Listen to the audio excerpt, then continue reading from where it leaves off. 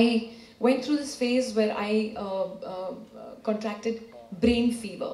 I was shooting in Delhi for a film called Bade Miyan Chote Miyan, and it was carried through a mosquito. And I remember another colleague of mine had also just got brain fever, and I flew down to Bombay. I was shooting for a film called Ghulam-e-Mustafa, and I started getting this intense headache which would not go by anything. I was shooting with Nana, and Nana Patikarji, and he also gave me some medicine. He said, you have this, you'll be better. But by lunchtime, my headache had become worse and worse. And there was a colleague of ours, Meena Ayerji, was there with me, spending the day. Bhavna ji who was spending the day with me. And she was doing a full a day in the life of an actor kind of an article for a magazine called Filmfare. So by afternoon, it started becoming really severe, my headache, and I was literally banging my head. And when I was walking on the street, I could feel the road like going concave and complex.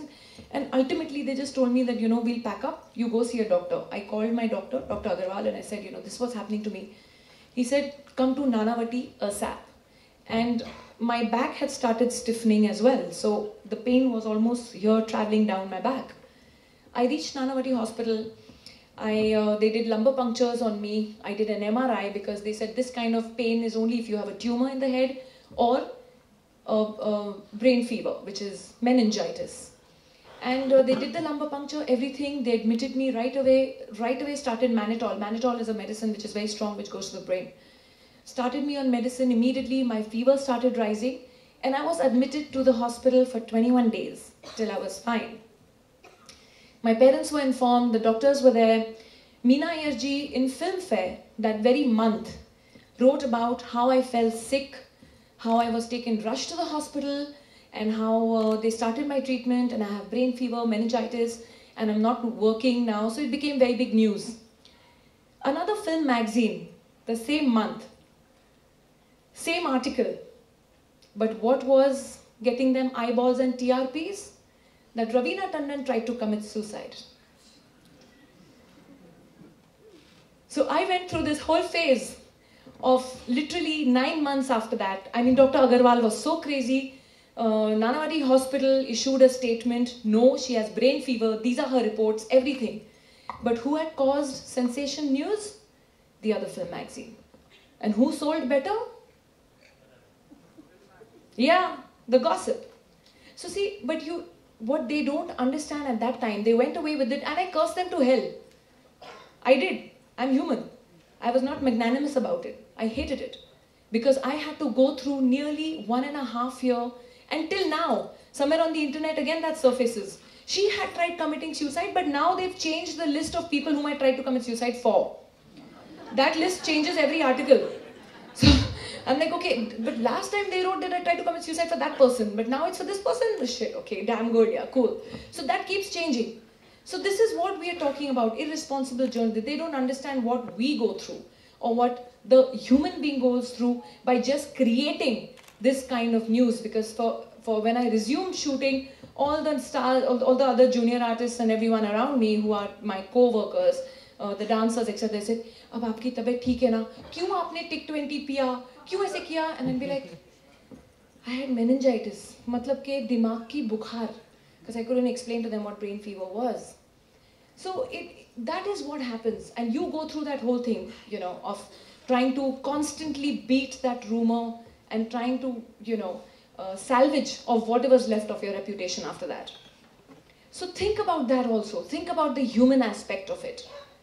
Secondly, just recently, chalo, those were the 90s when once the headlines hit, you couldn't change it because there was no social media, there was no Twitter control, there was nothing that you could reach out to people and say, "Aisa nahi hua tha bhai, aisa hua tha, this is the proof." Jo headline ek baar chhap gayi, wo chhap gayi. You had to deal with it. Clarification ya apology bhi aata tha, it would be the thin underline further, nobody will see it. Matlab ye 10 chashme bhi lagaun to dikha nahi. Khair, no problem. Now today's world, and today for people like you who are going to become journalists, is another lesson. A few days ago, a few months, I think just a month ago, you'll all know that the farmer dharna had happened, right? That the farmers were asking for their rights. Rightfully so, because I've always called them my annadatas. They are, our bread and butter reaches us because of them. And there was this whole dharna happening, and there was a lot of food being thrown and a lot of milk being poured on the roads and everything. And there was one article that I read in the Hindu newspaper where the president of the Farmers Association in Rajasthan said that hum peaceful dharna kar rahe the. Some anti-social elements hijacked our protest and पूरे दूध की टंकियां जो milk transport होता है जिसमें खोल के करीब 2 करोड़ का हमारा नुकसान कराया है. So it was not the farmers actually who had done that. And they had overturned all the milk, and those poor farmers in Rajasthan suffered 2 crore ka loss. Quoting that article, I put a tweet on it saying that these kind of people should be put into jail. I was talking about the anti-socials. Because I obviously thought someone who will read my tweet will read the whole article first and then will realize what I've said. That was not so. Headlines the next day from a very prominent regional paper said Ravina Tandon Mante Shetkari-la jail made thevun. That I have said farmers ko jail mein dalo. Nowhere did I use the word farmers. Nowhere was I talking about the farmers. So that is again irresponsible journalism, because they did not even check to see what the article was. They said these people manje kai shetkari. And that for 2 days became the most sensational news. Till I tagged them, I called the editors. I'm one of those few lucky ones who has a great relationship with most of the editors and most of the people whom I interact with. And they realized their mistake, they apologized for it, and the next day clarifications were given. But by that time, the harm had been done. The kind of abusive trolling that I got after that was something that I will never forget in my life. So this is the repercussions also that can happen. So like when I say you have to do responsible tweeting, you have to realize what the person's trying to say first. The translation shouldn't go wrong. It should not affect people's life. The plus point of this whole controversy was that the next Times of India understood what I was trying to say, which in my follow-up tweets I had said that instead of wasting food and milk and vegetables on the road, go and give it to those needy poor people. We have villages in India where those poor children, malnourished children, with a lot of NGOs I work, I know on field work, don't even have a glass of milk in a day. They don't even get that. So my point was, don't give it to the government. You're fighting for your rights, fine, stand against the government, don't give it to us. But instead, go and give it and do seva for those poor people who deserve it more instead of throwing it on the roads.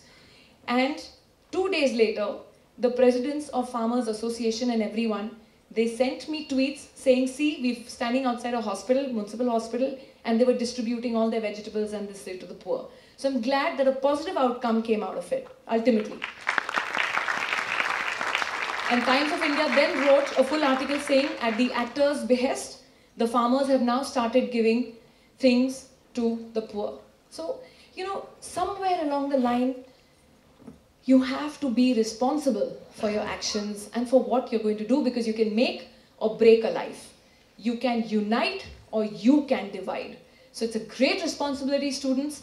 I wish you all the very best. This is your first day. I'm here, like I say, at a very special occasion with all my seniors sitting in front. All my respects to you and all my love to you. Thank you so much. That was a very strong message you sent out to all those budding journalists out there. Okay, students, this is your lucky day. She has worked with Om Puri ji in 3 films, so she'll field just 3 questions. So please make that short and sweet. Would someone like to ask the first question? This is for the students, please. Yes. First of all, a very good afternoon to everybody. And it's my absolute honor, ma'am, to talk to you. You're one of my favorite actresses. Oh, sweet. Okay, so my question to you is that today, as a young youth, what we observe in Bollywood films is that most of the, the 50-year-old actors, the 55-year-old actors still want to and are willing to play characters which are 25-year-old and 30-year-old. So, you know, and unlike the previous generation who aged with their film, with the film characters also with elegance, why isn't the probability strong with the current generation? I honestly think that if you'd asked me about maybe 7 years ago, I think that this question was relevant.